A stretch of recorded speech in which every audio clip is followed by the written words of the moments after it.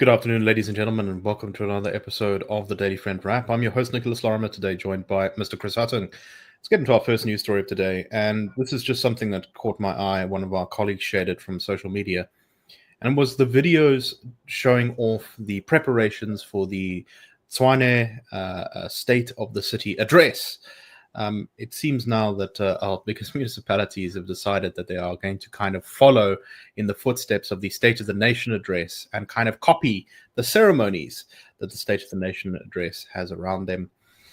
This involved a tweet from the City of Tshwane's social media account saying, and I'll just read it here, "The boss lady," and then a link to the mayor, Dr. Moya, who is an Action SA councillor, has arrived. #Tshwane State of the City Address 2025. Our capital, our pride.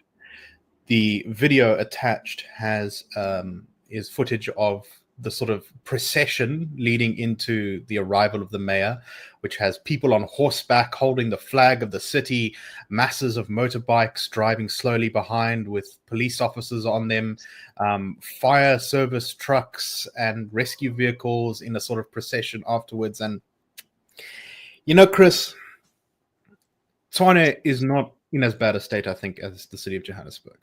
Tshwane is, however, still not in a good place as a municipality. And if everything was going well, I would say, you know what, I wouldn't spend government money like this, but I can see how people can get a bit of a good feeling from seeing, public resources spent on something a little bit flashy every now and again. But we're not in that place. Why is the mayor of Tshwane having an entrance like an empress to a freaking meeting of the city council? This seems, it's not. I suspect that there probably was some money that was spent on this that was too much, but in the grand scheme of things, it's probably not that much money. But Chris, what possible justification could there be for this? And also, what does this say about the headspace that the mayor of Tshwane seems to be in?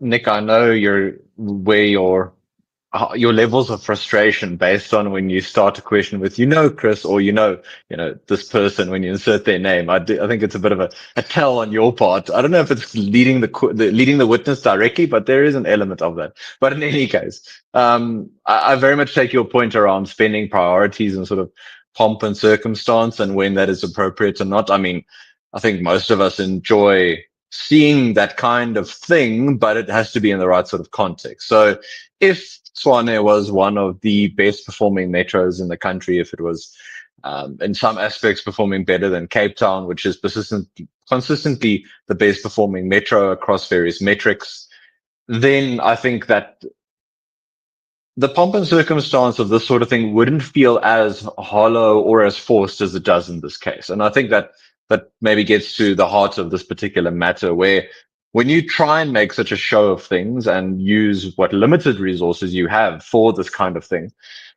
it's almost like you're trying to distract from or point attention away from deeper underlying issues that afflict your particular city and your particular metro from a governance, from a finance, from an expenditure point of view. So this sort of thing, it points to me to an indication of management that is trying to find some ways to make things look better than they really are. I want to afford people in those positions of city management these opportunities. I mean, to let their hair down, to enjoy their achievements, all that sort of thing. If this was now on the back of massively improving revenue collection and bringing down wasteful expenditure and making sure that, potholes are fixed, lights are fixed, that bulk water infrastructure has been fixed, then I think the citizens almost would throw a sort of ceremony like this for the city management, right? It wouldn't be a case of the city management throwing the ceremony for themselves. So there's a few of these things on the go right now, and I think we see this in this particular instance. What also really sort of irritates me is how this is quite anti-Republican. So by that, I mean, I look, me personally, one of my most eccentric views is I have a soft spot for aristocracy and nobles and royal families and all that kind of thing.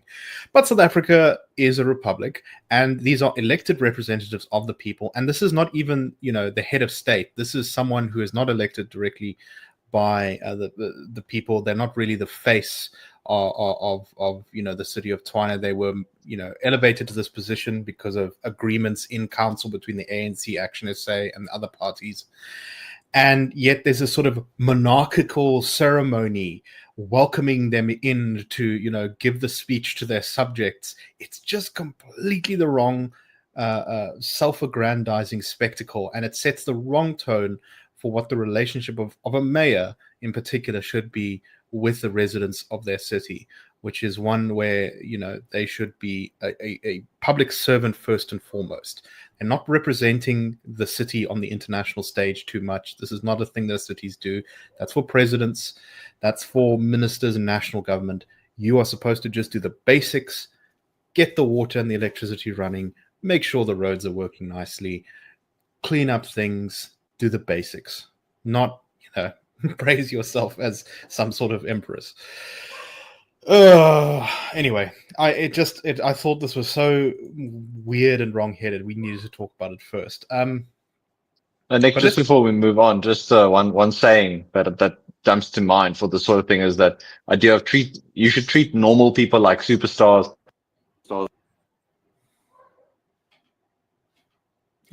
We've lost you there, Chris. So Nick, maybe just a last thought that comes to mind here is the saying around how you should treat people, how you want to be treated is how you treat others. So the idea here is that you treat normal people like superstars and you treat superstars like normal people. And if this particular ceremony, if they had, for example, had municipal workers, waste removal workers, or engineers or anything like that, given this sort of pomp and circumstance, I think arguably I would say spend even more money on them because they're on the front lines having to do a lot of this work. But I think it does indicate, it's an important indication just of attitude on the part of the city manager. Yeah, no, exactly. All right, let's move on to something a little bit more positive, or at least potentially more positive. And this is that the South African Nuclear Energy Corporation has signed a memorandum of understanding with the Chinese National Nuclear Corporation to work together on several aspects of nuclear energy, particularly small modular reactors, which South Africa hopes it can add to its energy generation mix going forward as a not only cleaner source of electricity, but also one that is more reliable. Chris, to me, this seems like something that is a positive step, at least in theory. The devil is very much in the details on these kind of agreements. This deal needs to be not too expensive. It needs to be done correctly. It needs to not just be a boondoggle for corruption and overspending and waste and all those kind of things. But I do think that South Africa should invest more in nuclear power. I mean, after all, Koeberg Power Station is, I believe, still the country's most reliable power plant. And there's a lot of good reasons to be pursuing nuclear power, particularly as our main trading partners in places like the EU are increasingly anti-carbon and coal. Moving to something cleaner like nuclear might make relations with those countries easier. What do you make of this? I think all caveats and warnings observed. This sort of thing is very exciting on the surface and does hopefully open up more avenues for technology sharing, for skills development, for building South Africa's own capacity in this regard. It should not be sold as an immediate solution to South Africa's ongoing energy constraints, or should be sold as, this is just perfect. So let's just go along with any nuclear deal with any country, whatever form it might take, whether it's small modular, whether it's similar to Koeberg, whatever, take your pick. Needs to be assessed on its own merits in terms of costing, in terms of feasibility. What would be the terms if this proceeds past a memorandum of understanding? If it goes to any sort of real project, like, sinking capital into the ground and actually developing something tangible in terms of a hard asset in South Africa, what are the terms for that? Is that process open and competitive? Who's involved? If there are competing bids from other countries, why is one chosen over another? All those sorts of things, I think, should rightly be questioned, given South Africa's not too recent history of things like state capture, etc. But I think there should be credit given here to the Department of Energy and to the government. I know it is very difficult often to do that, but just in terms of being willing to talk about something other than renewable energy in a serious manner, I think that is, to me, a good indication that there is at least some realism around you. You can't get South Africa's economy to renewable energy overnight. You shouldn't, because it isn't as reliable as things like coal and nuclear. And why not explore, at least on a theoretical level, some of these possibilities? All right, and in what is perhaps the most exciting team up since the Batman and Joker worked together in a comic series somewhere, the DA and the EFF are teaming up to fight VAT in court.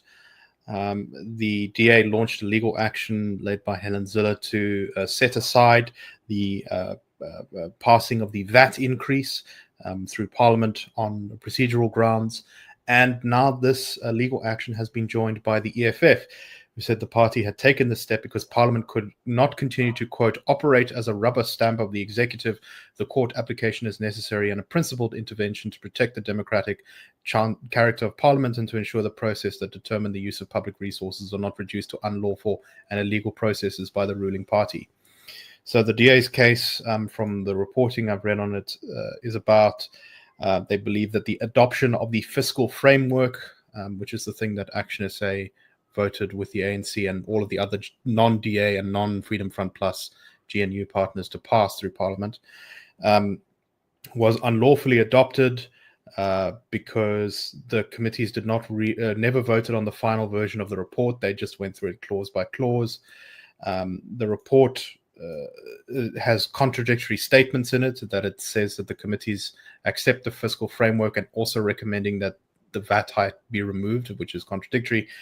And the third one is that the adoption of it is a product of a material error of law, because the DA says that Action SA thought they were voting to remove the VAT increase and therefore were not voting for it, sort of honestly, in the sense that it was, they had the wrong end of the stick. So I have no idea the legal chances of success, but there's been a lot of speculation, Chris, that the ANC could turn to the EFF to make an alternative deal to replace the DA and the GNU and get a more stable coalition going. But it looks like, at least for now, the EFF is not willing to be on board, and in fact is joining the DA in fighting against VAT. What do you make of this? This could be me trying to play too much 4D chess, or assigning those capacities to, especially the leadership of the EFF. But I do think for the EFF longer term, they do prefer more tensions between the ANC and the DA specifically. So if they can drive this wedge issue to eventually lead to the DA leaving the GNU formally, that opens up the space, in my view, to things like a motion of no confidence in President Ramaphosa and a more amenable ANC for the EFF to then come in. So I wonder if there isn't some of that long-term thinking at play here. I hope this is also driven by principled stance, of course, and the strong disagreement from the EFF side on the VAT increase. I must say a number of their representatives have been very good in their critique of this budget process, and just highlighting, especially around the fiscal framework and the role of the committee that voted last week, why you can't make a recommendation and then later on come back and say, no, but the whole thing must be changed. It must be an amendment that is then taken on board to the whole budget and to the fiscal framework. So there's maybe elements of principle here, disagreement with the VAT increase and the fiscal framework, but also longer term sort of attempted planning or strategy. The main thing here that for me came to mind, which shows you my level of analysis as well when I saw this at first, was the meme or the idea from The Lord of the Rings when Gimli begrudgingly decides to fight side by side with Legolas. So I think we've reached that point in South African politics. Yes, no, I think the EFF strategically here does definitely see some opportunity to revitalize the party's image, as they describe themselves as a pro-poor party. Now, I believe that their policies are not in fact pro-poor, but that is their sort of image that they like to project, and that fighting the VAT increase may very well be a way for the EFF to reverse some of its recent declines in kind of attention and its fortunes, it seems, in the polling. All right, that is all the time we have for today. We hope you found this show interesting, and we will be back tomorrow with the Daily Friend Show. That's a wrap. The Daily Friend Show and the Daily Friend are a project of the Institute of Race Relations, the IRR. The IRR is a think tank which was founded in 1929 to study race relations in South Africa and works to change government policy to improve race relations through non-racialism and to ensure the prosperity of all South Africans. If you like our work and would like to support us, please go to irr.org.za and click Support the IRR. Or you can go to thedailyfriend.co.za and click the Fund Us button.